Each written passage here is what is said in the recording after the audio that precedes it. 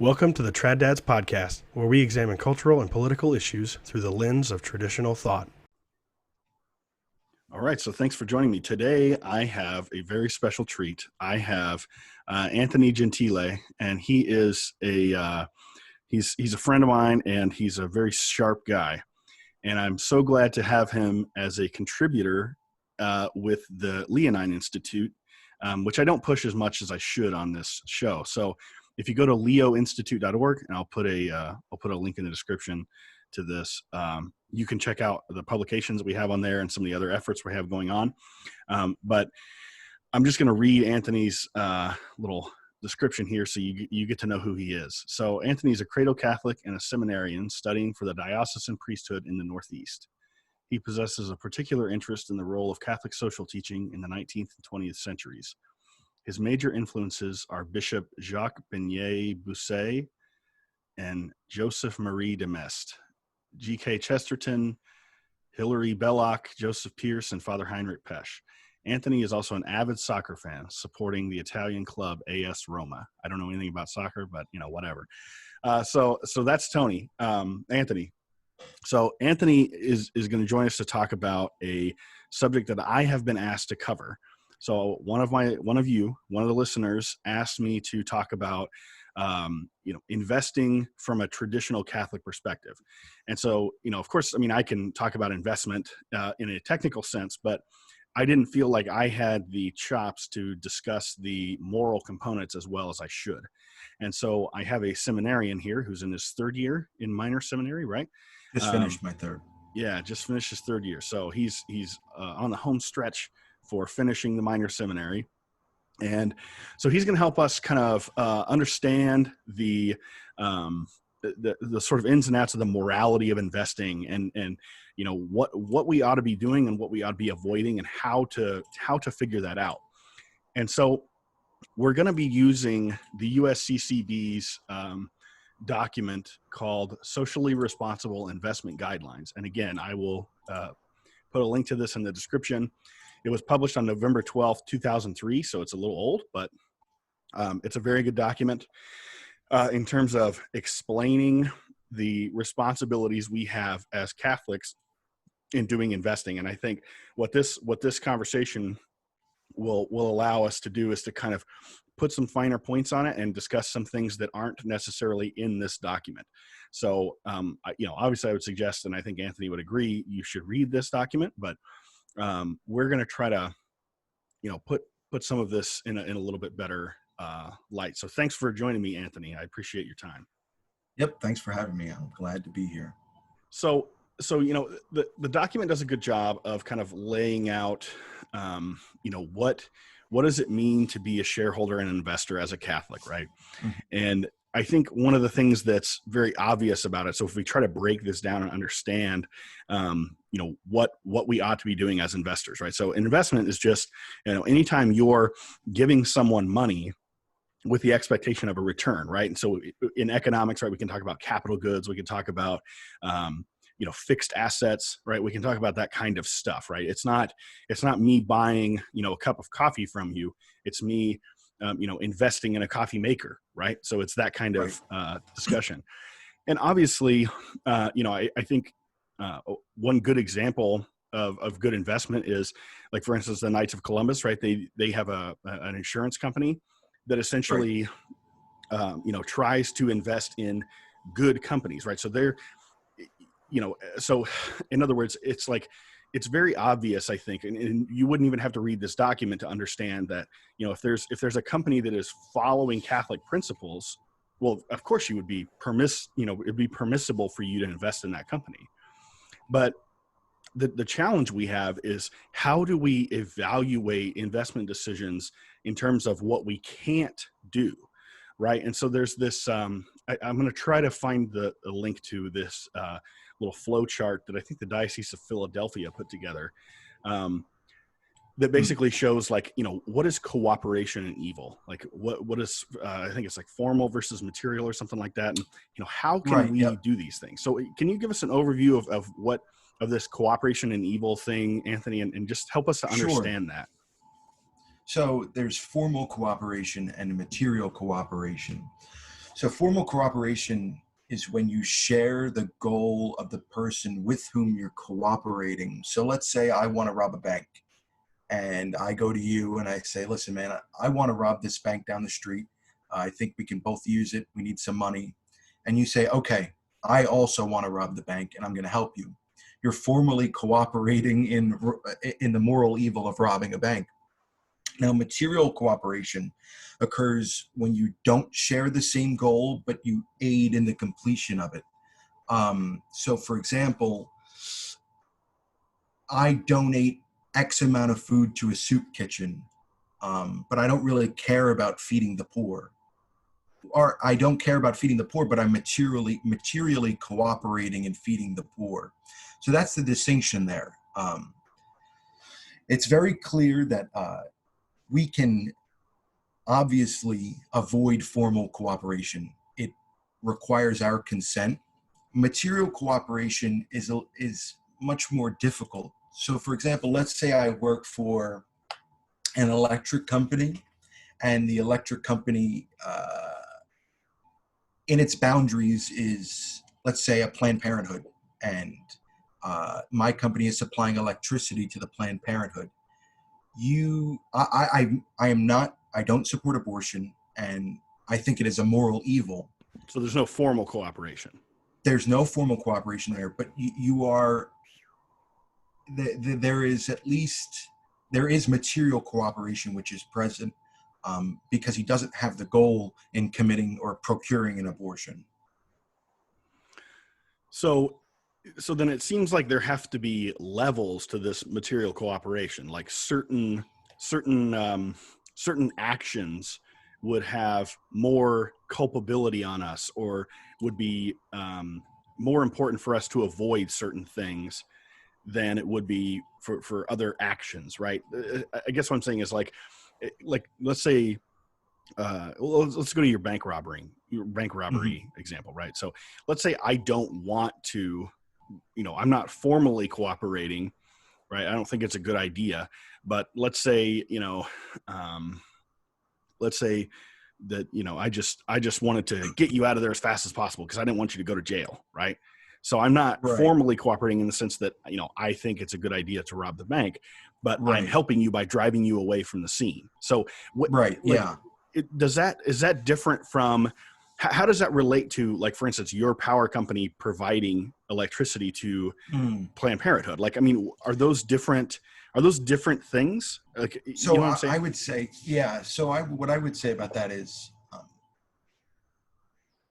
when you're driving me away from a bank robbery, I would say that is different from working for an electric company, because whatever your job is in the electric company, you don't make decisions. You complete a task which is given to you, and you receive a salary for it. It's a job. You don't really have a level of authority to direct the company in any way. When you're robbing, whereas if I'm driving you away in my car, it's my car. Like I have complete control over that vehicle. Right. Yeah. Whereas if I'm just like a dude fixing the lines with the electric company, right. Yeah, exactly. You're aiding in the completion of the bank robbery. You're helping someone get away with a moral evil. Right. So how does that? And I've seen people say, like, for instance, there was a guy on Twitter who was working as like a pharmacy tech, right? And he refused to dispense a contraceptive to someone, right? And the USCCB, right? They actually talk about contraceptives in this document, right? They say, like, the church teaches that this is bad, and the USCCB itself will not invest in companies that manufacture contraceptives, right? So this guy, kind of makes a big stink, and he's just like, look, I'm just not going to give this person this stuff because I think it's wrong. And so they fire him. Right. So, so I guess that's another question here is like, okay, well, the USCCB says they're not going to invest in companies that manufacture contraceptives. Right. So does that mean that I should not invest in companies that manufacture contraceptives? Or what does that mean for this guy? Like, did he do the right thing by quitting, or was he obligated to quit? I guess that's a lot of questions, but however you want to tackle that? Yeah, so it's hard to untangle everything. Like, so we'd spoken about this earlier, and I'd said that everything is kind of entangled in a level of like moral evil. So, for example, if I were to, I want to buy a video, I want to buy a movie or something like that. Mm-hmm. There's two video stores. Now, this is going back, two Blockbusters in my town or Yeah. something. Yeah. And I want to go. This was And one of the you were doing this when you were 3 years old. This is when you were Yeah, going correct. to Yeah, Blockbuster. yeah. So there's two video stores, and someone wants to buy a movie. One video store sells movies that have morally questionable content. So it's not pornography, but it's objectionable. It's not stuff you're going to show Right. anyone, really. Nobody wants to see that. Right. But in the same town, there's another store where they sell pornography. They're selling real pornography. Yeah. They have like an extra area at the back of the store or something. Right. Yeah. Where everything's covered, black covers on the magazines and the videos and stuff. Right. It's better to go to the store that sells the things that are morally objectionable, but they don't sell pornography. So there has to be a level of awareness in what's going on when you make a decision like this. Since everything is entangled, everything's kind of caught up in each other, and it's hard to, and sometimes almost impossible to, avoid material cooperation. We have to make the evaluation that we need to be able to choose that which the good overwhelms the bad. So the objectionable material is bad, but they do not sell pornography. That's better than going to the place that does sell pornography. So go ahead. Well, so I just wanted to.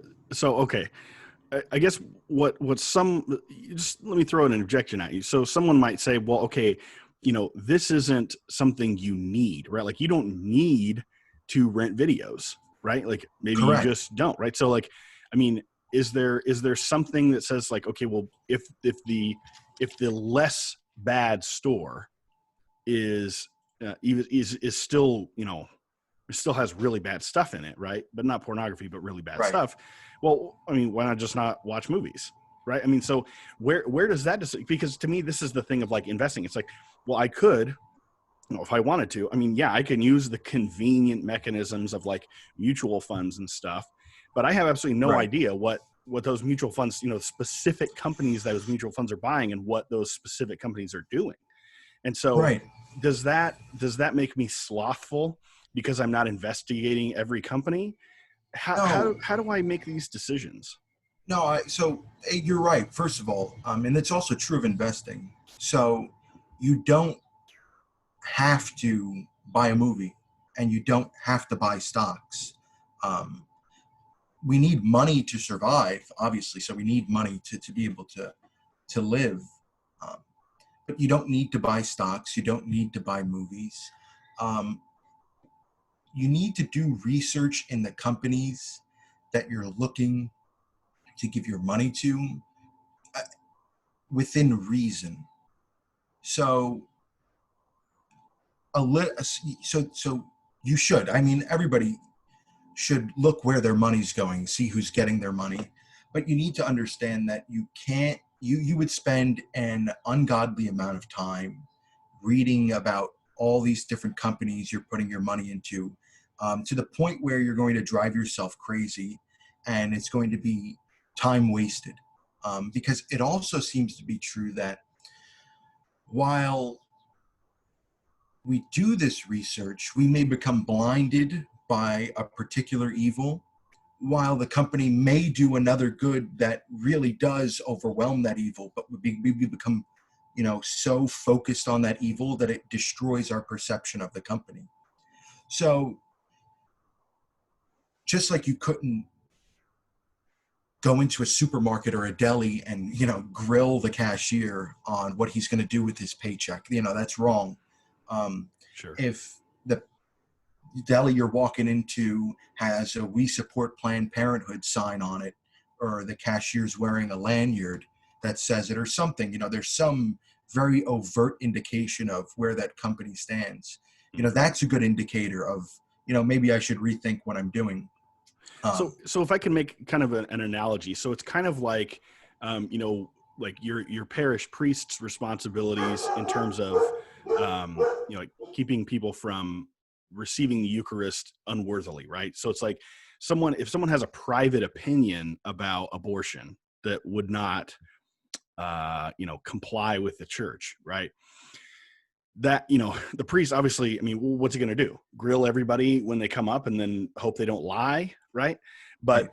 but then if there's a politician or a public figure who makes it public that they support abortion, then the bishop or the priest kind of has some kind of responsibility to keep them from the site. And I don't want to get into that as like a separate issue, but I'm just saying, like, Right. it seems like there's a judgment call there. And the Yeah. only thing that I worry about is that, it's so when we think about, big picture, and we think about, institutions and the change in institutions over time, obviously 500 years ago, we didn't have mutual funds, right? So, Right. it's just, we live in a different time where it's so much easier for us to give this sort of unknowing material cooperation, because the way most people invest most of their money is they just hand it over to the mutual fund, and the Right. mutual fund makes those decisions. Well, I don't necessarily Right. want the mutual fund making those decisions, right? Right. So it seems like, but the reason we're doing that is because, like you said, we don't have time. Like, we don't have time to handle our own investments, right? And when we're worried about what return we're going to get, it's so much less. I mean, it's a cost benefit thing, right? It's lower Right. cost for me to give it to someone else.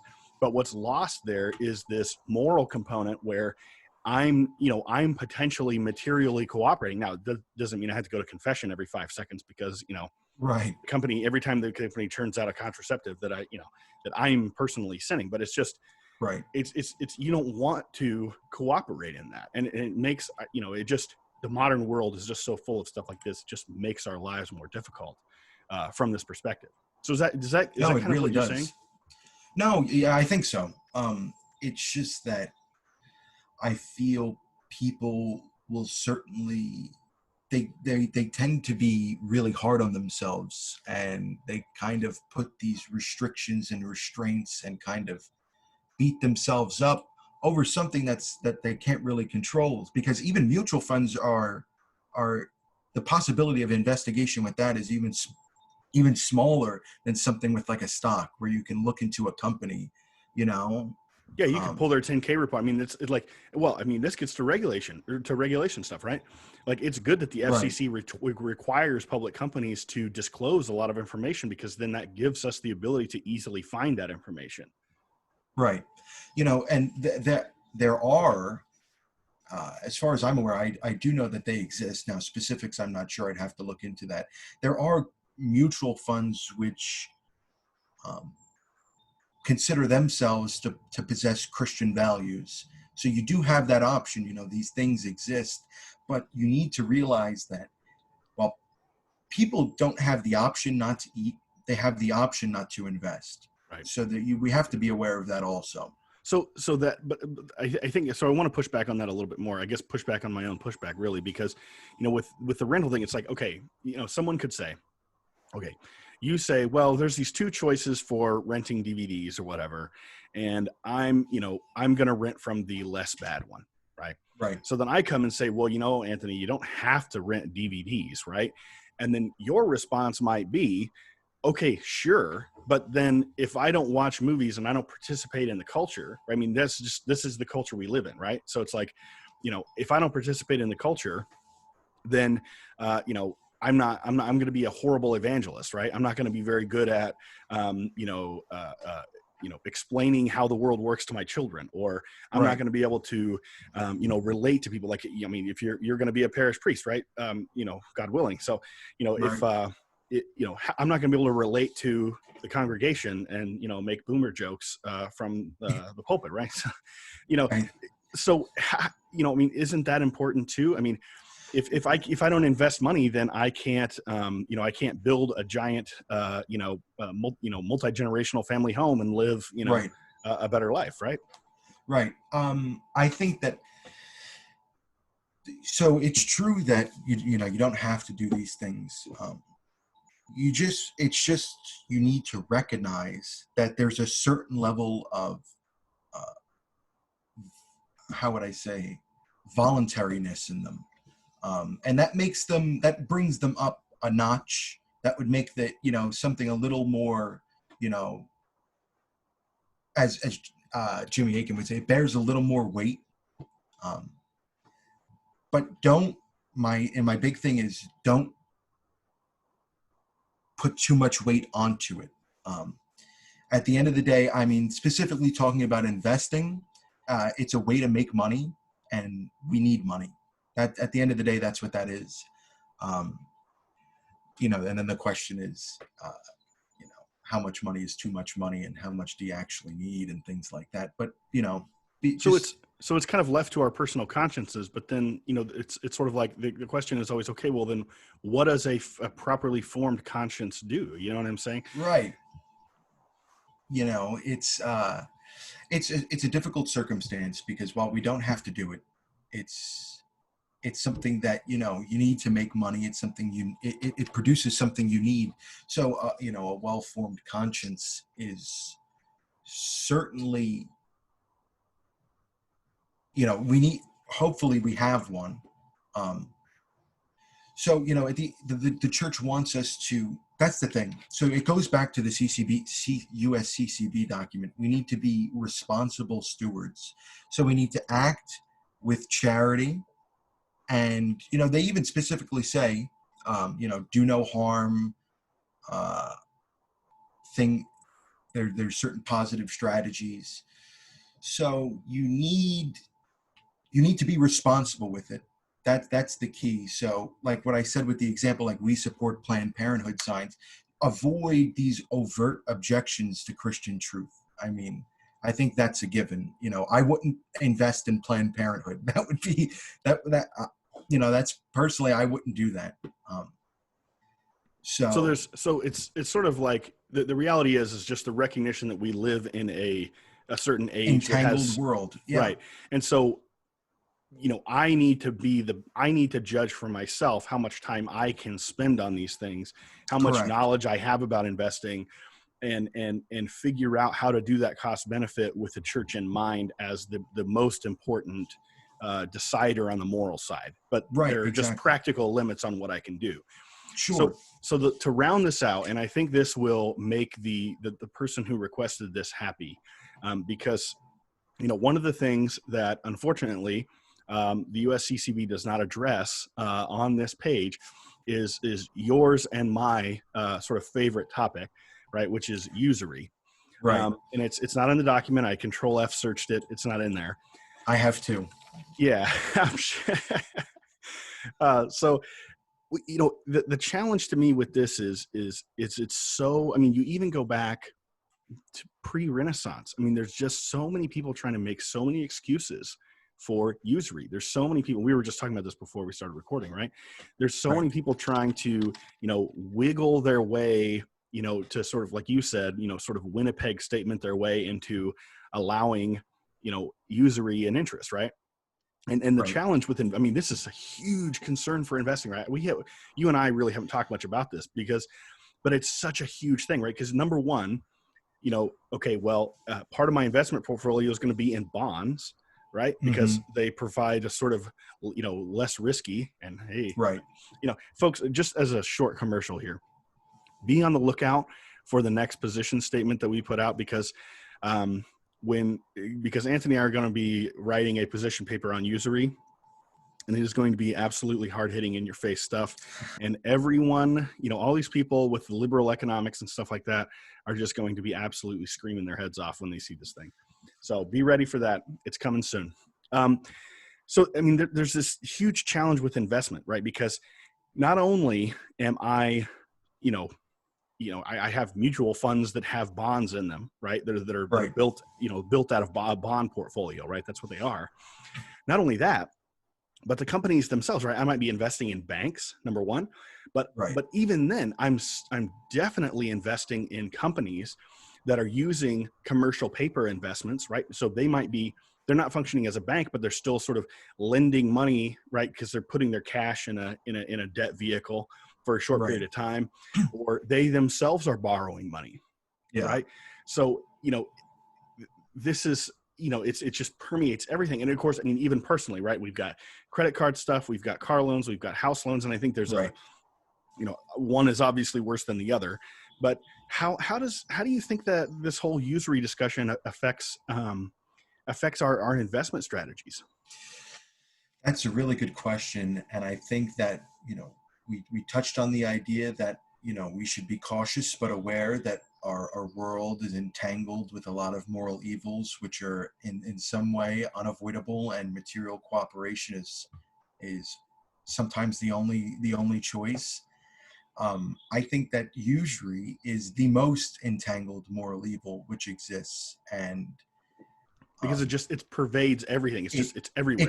It's everything. Yeah. That's the thing. So when I say it's everything, I mean credit cards, house, car, your whole existence. Every business, almost every business. Yeah. And your worth is determined by a grave sin. Your credit score is determined based on how much money you make for the lenders. Right, exactly. I guess I should say the usurers. Yeah, there we go. Yeah. I had said that thing about the Winnipeg statement. It seems like a lot of these people who are interested in liberal economics to try to justify usury, they kind of have to bend over backwards and use all these sorts of phrasing and words and oh well, there's this, there's that. I think it reminds me a lot of the Winnipeg statement, where after Paul VI Humanae Vitae, the Canadian bishop said, well, this isn't totally right. There are certain exceptions, and they objected to Humanae Vitae. Now that was later rescinded, obviously. Praise God. But we haven't had to go to war with Canada and right. crush the bishops for it. Yeah, exactly. So they at the end of the day, there was right judgment made, and they took back what they had previously said. But it's the same spirit to me. It feels the same. We're trying to bend and use exceptions and say, well, there's this, there's that. It's back then it was, well, it's the 60s. It's 1968. How could we live like this? And now it's 2020. How can we live like this? Current year. Therefore, morality don't matter. It's such a silly. It's so pathetic. It shouldn't even be called rhetoric, but at the end, it is. It's sophistry. It's sad. Yeah, it is sophistry. It is. Yeah. But they have the same spirit to me, and I think that was something when I noticed it really didn't make me smile in a good way, but it made me realize that one of the big things for me is in church history, it's the first time this has happened since the last time that it happened. We seem to forget that pretty much everything's happened over the last 2,000 years. And multiple times it's happened. Yep. It's the first time it's happened since the last time it happened. Very short memories we have, right? Yeah. Yeah. Well, hey, Anthony, I really appreciate your time. I think this provides some clarity. I think it provides people a guide as to how to think about the practical aspects of investing and how to understand it. And I mean, if you really want to be, you and I have a mutual friend who essentially invests his money locally, like in small businesses that he knows. Right. And, okay, some people might say, well, oh, you're not diversifying and you're not, this, that, and the other. I'm all the sort of, finance 101 stuff. But, for him, it doesn't matter. It's, there's other benefits, he talks about hard assets and it's, well, your assets are all on paper, and that sort of thing, which is true. Right. Right. So anyway, thanks again, Anthony, and everybody be on the lookout because Anthony and I are going to absolutely blow up the usury discussion. So I'm excited. Yeah. All right. See you later. Yep. Thanks for having me. As you know, we could use more voices on the traditionalist right.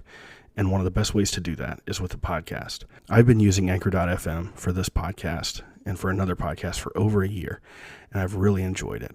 It's free, and it allows me to upload clips and also to record and edit. It also disperses all of my podcasts to all the major platforms, including Apple Podcast and Spotify. It also allows me to monetize and to collect donations. It's everything you need to make a podcast in one place. If you want to join me in being a voice for the traditionalist right, download the free Anchor app or go to anchor.fm to get started. Thanks for listening to the Trad Dads podcast.